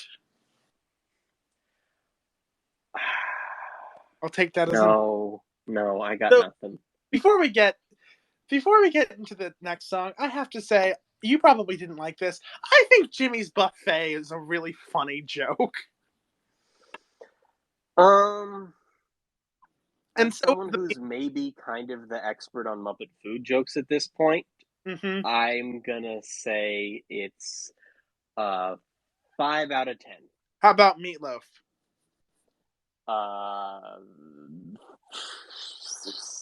3 out of 10. Yeah. So the song. So it's Jimmy Buffett time. Jimmy Buffett. You probably know who he is. He's a lazy beach guy, Margaritaville. He owns a set of retirement homes in Florida. He was the Caribbean amphibian. You know who he is. Mr. Spaceman is a bird song from the 60s.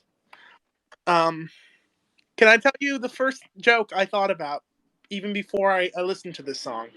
Please. Hey, Mr. Spaceman, you've got that certain something. Hey, Mr. Spaceman, I wanna be a spaceman too. You mean ba ba ba ba? You mean ba ba ba ba ba ba ba? Good. I didn't think of that one. This song reminds me of like 3 other songs very much. What are those songs? Mostly Saying Goodbye from the Muppets Take Manhattan. The verses to Mr. Spaceman, like in its original form by the Byrds, the verses sound very much like Saying Goodbye from the Muppets Take Manhattan. I was also, which is just melodically, I was also weirdly reminded of the Peace Carol from John Denver and the Muppets at Christmas Together. Covered that on the podcast a couple months ago. Yes, I listened to that episode. That was good. Thank you. And I was reminded of I'm going to go back there someday because of this specific recording being maybe the only time they've mentioned Gonzo wanting to go to space in that time, like since they did I'm going to go back there someday. It feels like this is the first time, and maybe this track is responsible for Muppets from Space. Also covered that on the podcast. Wait, what did you cover on the podcast? Muppets from Space. Oh, I missed that episode. I'll go find that episode. I'll listen to it. The same guest who was on the John Denver episode. Yeah, then I'll listen to that. That sounds good. Yes. That episode, well, it used to be our longest, but now this is obviously our longest. Sorry. No, you're fine. I go on for a while sometimes. If we were talking about Labyrinth, it'd be even longer. True. It's weird that Jimmy Buffett is doing this song because, again, he has a thing. Like, there's a thing you expect from Jimmy Buffett, and it's kind of the Caribbean amphibian thing. It's just, I'm lazy, I'm in Florida, I don't like math, I like beer, I am horny. I'm whisking away again in Margaritaville. I want my cheeseburger in paradise and my other Jimmy Buffett song. Right. I mentioned math because he has a song that's called Math Sucks. I don't know. I don't know what to tell you. But yeah, it's like Jimmy Buffett just has this lazy beach guy thing, and here he is with Gonzo, and it's such a bad pairing because I think they're trying to make it seem like Jimmy Buffett's a weirdo. And my only thinking is they're leaning into the idea that Jimmy Buffett is on drugs, and that's why he, at a certain point in this album, literally sees the spaceship from the recording studio and gets on a spaceship and flies away. That happens in this track. Jimmy just needs to go watch Cartoon All Stars to the rescue, and then I'll be fine. He should. There are there, since when are there windows looking out at the sky in a recording booth that would be used by a professional artist like Jimmy Buffett? Is that how does he see a spaceship? Well, unless it's drugs. No, because it can't be, because Rizzo sees it too, which I love. Petrified Rizzo. Petrified Rizzo is like my favorite Rizzo, but like, break it to you, I think Rizzo's done drugs before. Yeah, but not in this moment. We don't know that. That's true.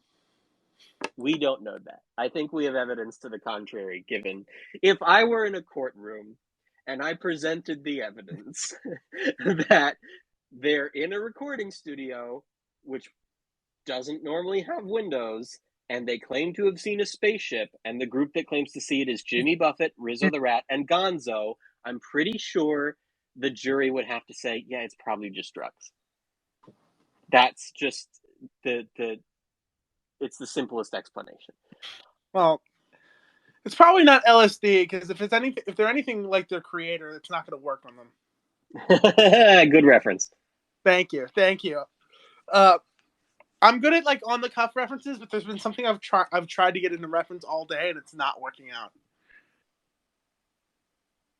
Do you want to elaborate? I don't know. I don't know how I can bring up the incredible fact I learned while researching this. Did you know that Dave Goelz has a tiny collection of mariachi costumes? I did. That's one of the most well-known things about Dave Goelz. Really? I had no idea. I just learned it this week. It's a really interesting fact. Dave Goelz has a collection of tiny mariachi costumes. It's so true. This is an inside joke for a very small number of people.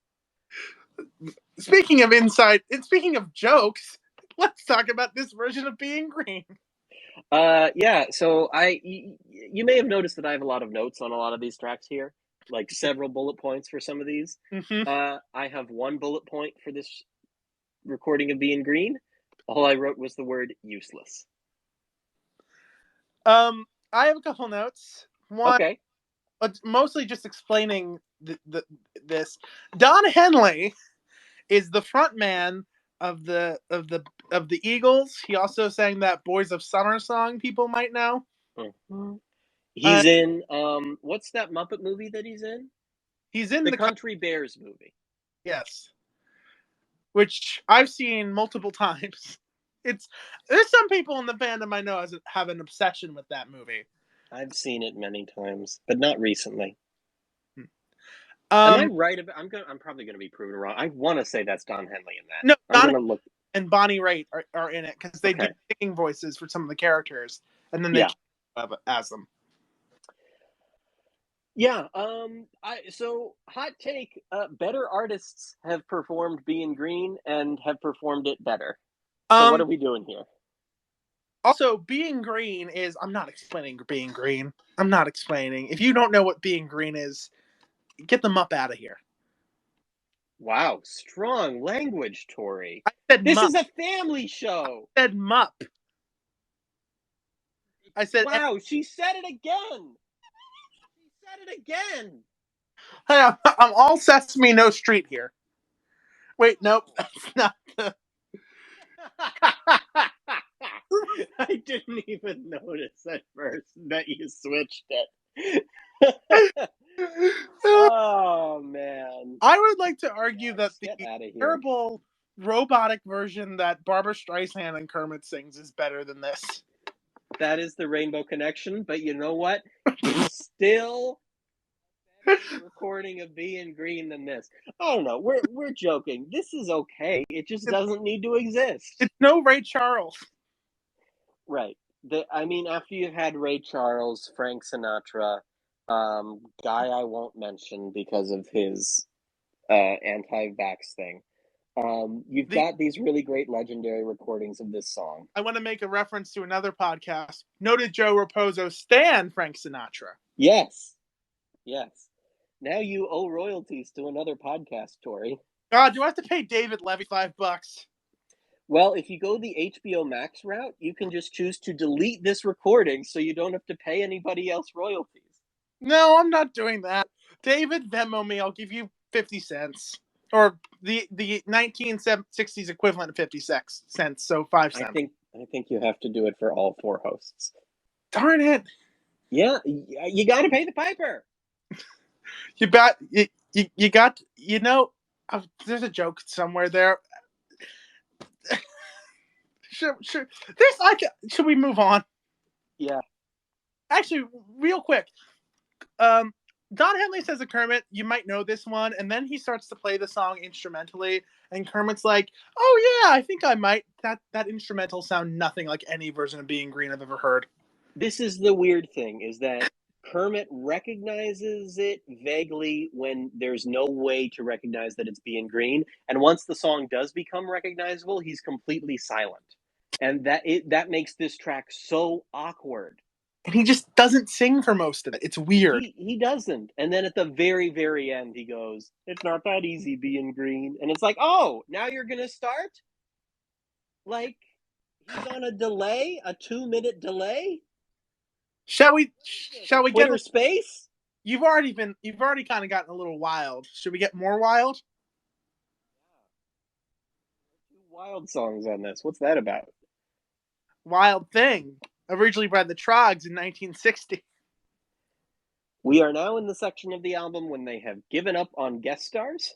Also, it would have made more sense for me if they sprinkled these in throughout and not just have one song with no guest stars, then all your guest stars, then no guest stars except for a tuba player, which we might talk about later. Yeah. It is. I agree with you. I was also thinking you should spread them out. Also, this is the point where the continuity is really thrown, because Kermit doesn't like open a door and then go into another door. Like, they absolutely could have done something where he opens a door and hears all the other Muppets running around in the hallway from place to place, and there's a little bit as he gets kind of trampled, and then he goes into. He's like, I guess I just need some time alone. And then he goes and he does Wild Thing. But it's weird because this is one of the few times on the album when they're doing that Muppet thing of contrast, where they've got one idea, where the song is one thing and the Muppets are doing it the opposite way, like when the Electric Mayhem did Tenderly on the Muppet Show. Like, they're doing that Muppet thing, and yet it doesn't work here because Kermit has to know, if he's aware of the song Wild Thing, that it's illegal to play it the way he's trying to play it. He has to know this doesn't work. It's kind of cute, but I understand. I don't know. I thought this was very basic. I was kind of checking out by this point. My only real note is that, man, Jerry Nelson can sing. Right? Yes. He sings very well. There are some great vocal effects on this that don't distract from his voice. They just elevate it. It's just what I realized when listening to this was it should just be an Electric Mayhem album. And I think we're probably going to get something similar to that, hopefully, with Muppets. The problem was that, there was no Dr. Teeth at the time. There was no Janice at the time. And Zoot doesn't normally sing much, so they couldn't do an Electric Mayhem album. This was what we could do. But I would have taken Floyd's version of Old Brown Ears is Back, like something that's just a Floyd solo album. That's weird, but I would have loved it. Lips could have sang. Yeah, I guess. I don't know. Sure. They could have got Trumpet Girl to do a single. Okay, sure, if you want. I feel like this would just be stronger if they just trusted in the song on its own and just let Floyd and Animal do it. Because as a Floyd and Animal track, it's pretty good. But then when Kermit comes in, again, it's the softest version of Kermit we've ever gotten in anything. Just too syrupy sweet. I can't take it. Like, that's what they think Kermit is at this point. No edge, just extreme, unbearable, insufferable, bland sweetness. I can't take it. You want to talk about the softest Kermit has ever been? Let's. What's this next song, Tori? This next song is a 1960s classic by the Rolling Stones. No, I'm kidding. This song was written for the album. I don't know why they wrote any new music for this. This is clearly a covers album. I don't know who thought it needed a new song. But it did. This is the 1994 song "Can't Get Along Without You" by Kermit the Frog and his nephew Robin. I can't find Get a along. lot of Muppet-related songwriting credits for these writers. They were producers in some capacity or another on a lot of things. It looks like from the Muppet Wiki, John Boylan, the co-writer, was the brother-in-law to Sesame Street composer Jeff Moss. That means he's talented. I don't know. I don't know what to tell you. It's. You know what I wrote? Sums it up perfectly. What's that? Cute number. Yep. It is cute, and that's it. That's all that I have to say. Is that it's also, a very, very sweet moment, I guess. I know this wasn't for another 7 years, but it reminded me a lot of that end song that Billy Crystal and John Goodman sing at the end of Monsters, Inc. But I wouldn't have nothing if I did. That's a much better song than this. Yeah, that's Randy Newman. Great song. That's Randy Newman, right? I think it's Randy. That's Randy Newman. Yeah. Yep. That's Rock and Roll Hall of Fame member Randy Newman. I like that they at least attempted to do a new original Kermit song, since, as we talk about all the time, Kermit gets stuck doing Rainbow Connection a lot, and when he's not doing Rainbow Connection, he's doing Being Green. He has other songs, but they just this one it can't be part of the canon. I forget it exists immediately after listening to it. Wait, what were we talking about? I have no idea. I think it had something to do with the Here Come the Muppets stage show at Disney World. I actually have one more note about this song. Please. To me, it sounded like a Weird Al original. Because there was a little accordion in it, and I think that's the only reason that clicked together in my note. We've talked about Weird Al way too much on this Muppet podcast. Or perhaps not enough. Yeah. But he has the accordion stands out on this. That's one of the few times when the production on this album is noticeable in and of itself. Yeah. Weird Al needs to work with the Muppets more than just a photo shoot from the 80s. Yeah. Did you see his episode of the George Lucas Talk Show? Are you aware of that at all? I don't really watch the George Lucas Talk Show, but I feel like I've seen a clip of it. Explain the connection. He was on an episode, and there is a point at which someone says the word phenomenon, and he immediately just leads them all in singing Phenomena, which shows that he gets the Muppet thing, at least to a point. Or he's just a fan of Swedish sexploitation films. That's also very possible. That's also very possible. I like reminding people where that song's from, because it doesn't make any sense. Just like this album. I think that we need to see if there's any way that we can bring all of our different thoughts that have been all over the place together, You're saying we need to bring them all together? I'm saying we can't wait any longer to bring them all together, Tori. We need to bring them all together now.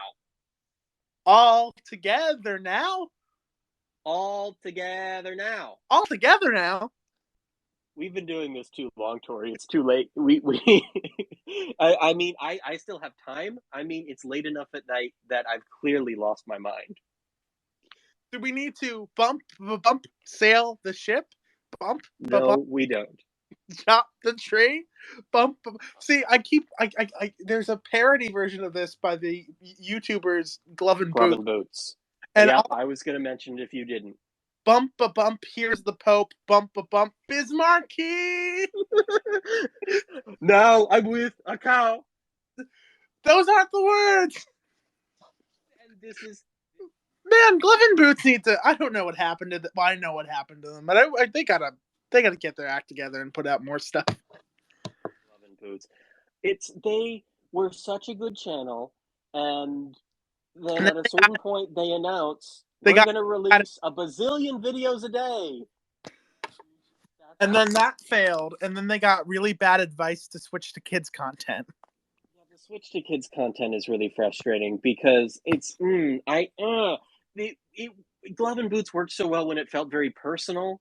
You know what I mean? When for listeners who don't know, we're talking about a puppet YouTube channel, and so it is actually kind of relevant to the Muppets. It's very good, and maybe where the Muppets were pod people. It's great.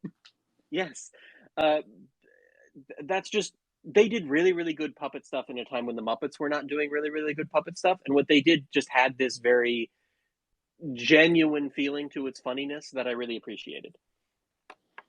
And but when they did a cover of All Together Now, even though all they're doing is changing the words to even sillier things and showing silly images, which is it's not a sophisticated or intelligent parody, it's still really really fun and funny. And this recording from the Muppets is not that. This is boring. And I also I don't like this. So All Together Now is a 1960s Beatles song, maybe one of the worst Beatles songs. Maybe. I mean, it's not Run for Your Life, but it's close. I think that not to harp on this for too long, but the point about how Glove and Boots have a really good take on a song that is not in and of itself one of the best Beatles songs, that makes it a song that I like just because of that video, and yet this album with the actual Muppets, the supposedly the funniest puppet cast of characters, this doesn't work. It's very telling of what a failure this whole album is as a project altogether. But Also, it just that it can't deliver on something that we now know can actually be really really fun. But JD, this song has legendary tuba player Harry Smith on it. Yeah, so please explain that. I can't. JD, I feel like I'm in. I feel like I'm in elbow hell. I don't. Harry Smith. I'm going to read the Muppet Wiki page in its entirety. It's very short. Harry Smith, born 1951, is a CBS news anchor who was the co-anchor of CBS This Morning from 1987 to 1996 and now anchors The Early Show. He also hosts A&E biography series, on which one episode documents the history of Sesame Street. In 1994, Smith played the tuba on All Together Now with the Muppets in a promotional appearance for Kermit Unpigged on CBS This Morning. Is he even on the album, or did he just do a promotional for it? He, I think, is on the album in that he is playing the tuba on All Together Now. He's a CBS news anchor. Why is he... Why did they decide to make this album? If you look up, I just did this just to be sure. If you Google Harry Smith tuba, you can see that he really does play sometimes in a brass band, I think. Okay. And so, like, this is a thing that is important to him. And so they did it probably because he was an available tuba player. Someone must have known that he was someone who played the tuba, and I don't know how many people can do that. I don't know. I don't have a good explanation for this. It defies explanation. It defies logic. Not necessary for this. You got me, Tori. Fine. This is the bad place. I don't know what else to say. Like, any other thoughts on this song? No. Now, real quick. I don't think I have anything else to say. Real quick. This was.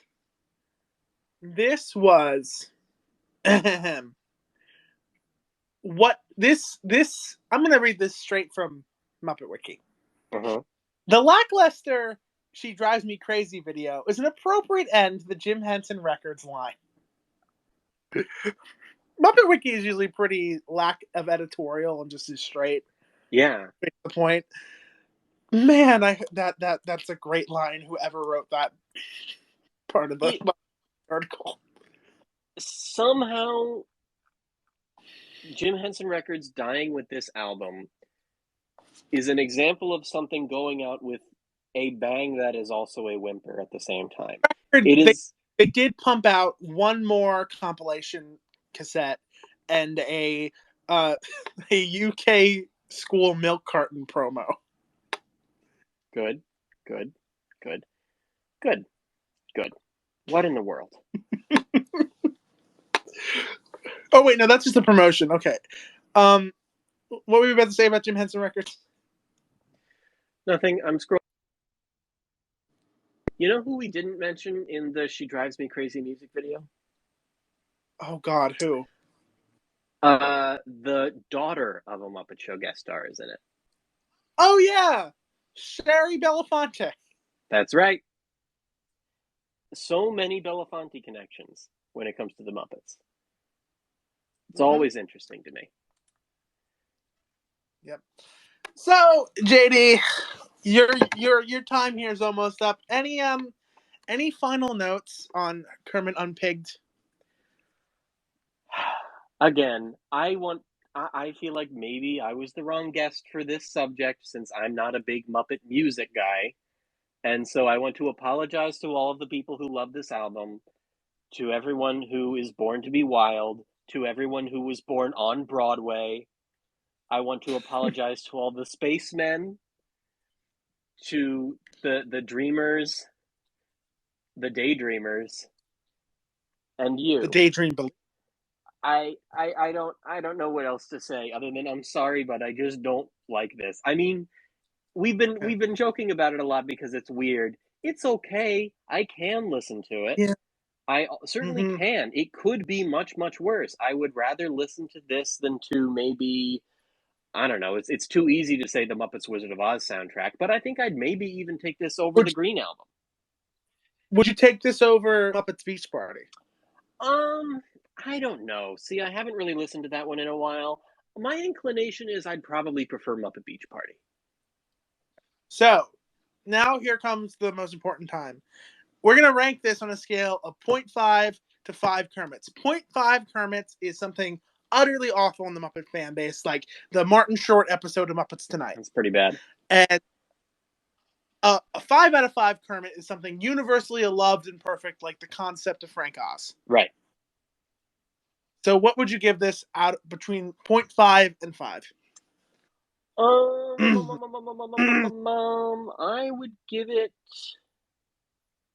Oh, this is tough. I'll say 2. I'm very indecisive, but I've landed on 2 because... No, who am I kidding? 1.5. The more I think about it, the more I'm like, no, it's just a 1.5. It can exist, but it doesn't need to exist. And that's for the album. The album's a 1.5. I'm gonna agree with your previous self. I think this album's a 2 out of 5. I don't know. I'm waffling. It might be a 2. Well, if 50 cents half the other. What would you rate the music video? That one is, I'll say, a 1. I'm not gonna give it half. I'm not giving it a 0.5. It deserves more than that because they tried. They got a lot of guests. They put in the work. They did something that is very much a time capsule. It's kind of an interesting thing. They clearly tried something bold and daring. It failed miserably. It's kind of painful to watch, but nevertheless, my eyes are fixed on it because it's like, man, all these guest stars have to figure out what to do right now, and they're struggling, and it's interesting to watch them squirm. I like watching Paul Reiser dance. It's just so 90s, and I just find it inherently compelling. So I can't give it 0.5, but I'll just give it 1 out of 5, and I think I'll give the album as a whole 2 out of 5 because I'm being nice. I'm going to give it 1.5 out of 5, specifically just for Conan O'Brien and Gilbert Gottfried. Yeah, okay. That's fair. And I guess Casey Kasem as well. Well, thank you for enduring with this for 2 hours, JD. Sure. Thanks for having me on. This was fun. You got anything to plug? Not yet. I'll say, see, I've been doing all of these podcast appearances lately in which I don't have anything to plug because I'm not sure that the next thing I'm doing is actually going to happen. But if I was sure, boy, would I love to plug it because I do have projects coming up with Tough Pigs that are going to be really cool. One in particular. JD, Yes, plug old stuff. Plug stuff that's already I will out. plug stuff that's already out. You can check out the Bad Henson Bistro Twitter account at Bad Henson Bistro. You can check out the Bad Henson Bio Twitter account at Bad Henson Bio. Both of those were me. And I will also say, if you want to read through the Bad Henson Bio stuff, I've got the archives on bearswearhats.com, I think is the website I created for it. Yeah, And it is. it's just because I needed a place to put it real quick. The point of that site is you can go through all of those Bad Henson Bio scenes chronologically without having to like try to find the very bottom of the Twitter account from scrolling and scrolling. And so you can kind of take the scenes in order. And if you want to, you can sort them by tags. Everything's tagged. So if you just want to find the Bernie Brillstein scenes, you can do that, or the Frank Oz scenes, or the Michael Eisner scenes. Like it's all organized that way. So yeah, I guess look at bearswearhats.com if you want to revisit Bad Henson Bio and stay tuned for stuff I have upcoming. You can find me on this Twitter account, the Muppets at Muppets Know. You can also find my I have an Instagram page. I never use that Instagram page. Recently, I don't think this was out the last time I released a podcast episode, but I did a video with Tough Pigs where me and Joe Hennis ate terrible sandwiches. Would you ever eat that sandwich? Absolutely not. It was disgusting. Listen to the rest of this podcast. I have another episode of this podcast that was supposed to be recorded this upcoming Tuesday, but announcement, it's actually going to be this Thursday. I had a thing come up, life. I just realized this episode is live, and so I can plug shows I've already recorded that are not out yet. Because, so I should say that I have just recently been a guest on Habawa, and last night I was finally on Moving Right Along. Both of these were a very big deal for me, as I'm a very big fan of both of those shows. So those episodes will be coming out at some point, probably in a few weeks. Yep. But it's live, so just write that down in your calendars, folks. Yeah. What about anything else to plug? Yeah, listen to the back. So the next episode of this podcast will be next Thursday, which I think is the 25th. I don't know. And it'll be me and Muppet fan artist Cario of KO Makes Things, and you can vote for what we watch right now. God, are there some interesting things? It's Labyrinth, The Fog Prince, Old Brown Ears is Back, and Muppet Classic Theater. That's interesting. 3 of those things we brought up today. Yeah. Well, I think that's it. JD, thank you so much for being on the podcast. Thanks again for having me. This was a lot of fun. Yeah. And until next time, play us out. Exit music.